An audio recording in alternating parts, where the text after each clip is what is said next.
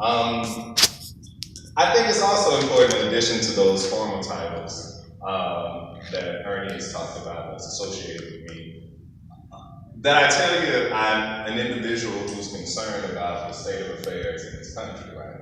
So as much as I bring my professional self to this conversation, I ask your permission to bring my concern and visual self and be a part of this conversation with you. We've already started this practice, Mr. McMillan introduced it, but I think given what we've already heard and what we can anticipate that we're going to hear, that it's important that we start with a unifying breath, understanding that we're here to listen to some personal accounts of trauma related to immigration and other things, and it's not the lightest subject. But again, it is critical that we have this conversation and we have it in a form that we are, in a format that we're unified. For many of you, some of these stories may be very familiar. It may be your story or your family member's story. For some of us, they're foreign. However, that doesn't mean that we can stand together, sit together, and share this space. So I invite you to ground yourself, whether that's putting your feet on the ground or just get them in a neutral position. And we'll take a unifying breath, understanding also that today we make history. That this moment has never happened before, it'll never happen again. So we share with the stories, and we want to share to unite the front. I'll count to 3. We'll inhale, exhale, and we'll go on. So in a grounded position, here we go. 1, 2, 3. Good. And depending on how this afternoon goes, we may invite ourselves to take more unifying breaths. You ain't got to wait on me. You can just breathe when you need to breathe. We have a number of storytellers and witnesses here. I understand my job, even though they hype me up, is to guide us along, make some intersections, and then get us out in time for dinner, right? So that's what I'm responsible for, what I promise to do. I want to invite Leticia to come. I think it's important that we start with Leticia being one of the youngest people on the panel, and a lot of men have already talked. So Leticia, if you want to start, share what you have. I'm sorry, I'm still getting over a cold over here, so I apologize. So I was actually invited to this panel through my job. I work with the Concilio, and Concilio, for those of you that don't know, is a local nonprofit organization that's been around for over 35 years. We specialize in parent engagement, in community health, and education. And this opportunity came about because I had the courage to share my story with our current president. Walk in every day, do the job, go back out, work with the kids. But one day she asked me, "What's your story? Like, why are you so passionate about what you do?" And that's what I'm here to share with you as well. I'm actually, I was born in Mexico, San Luis Potosí, for those of you that know where that state is. And I was brought to the U.S. I immigrated to the U.S. when I was 5 years old. I came with my mom and my 2 siblings.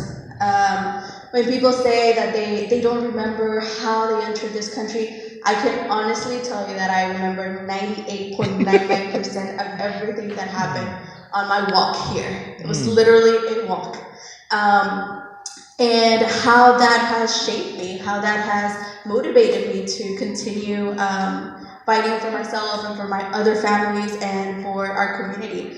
I was undocumented until 2012. I went to school here, did some programs in my elementary, middle, and high school. As was mentioned, I graduated valedictorian of my class of over 900 students at Skyline High School, but probably only one person in that high school knew my situation, knew where I was coming from, why I worked so hard.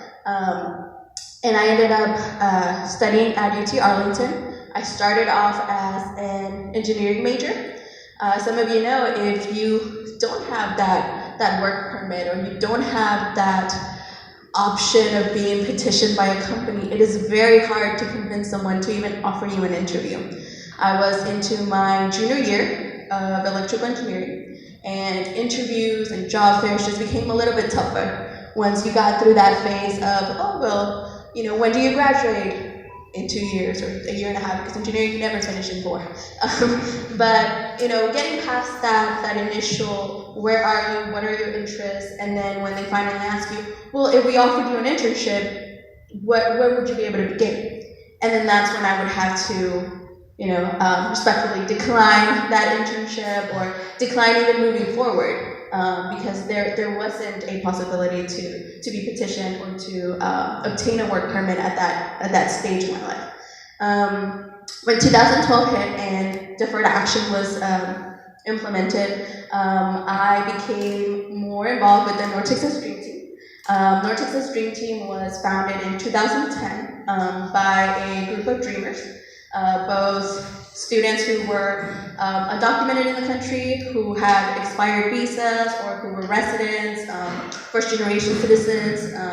They started the group, and in 2012 we started to host free clinics, free deferred action clinics. This was a huge game changer for a lot of us that are considered dreamers. The life changing because now there were options.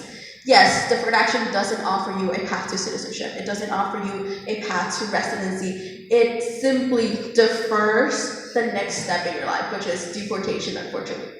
But for those 2 years that you get to fulfill your dream or live out your life, it makes a huge difference. A lot of us were able to finally graduate. Once you can finally pay for tuition because you don't get any federal aid, it makes a difference. It makes a difference when you can get those 2 jobs or 3 jobs to support yourself and your family and pay for that tuition. As we got more and more involved with NTDT, we found more and more students who were finally realizing that whether something happens, whether a dream might passes eventually or we get any form of citizenship, education is always going to be a key requirement.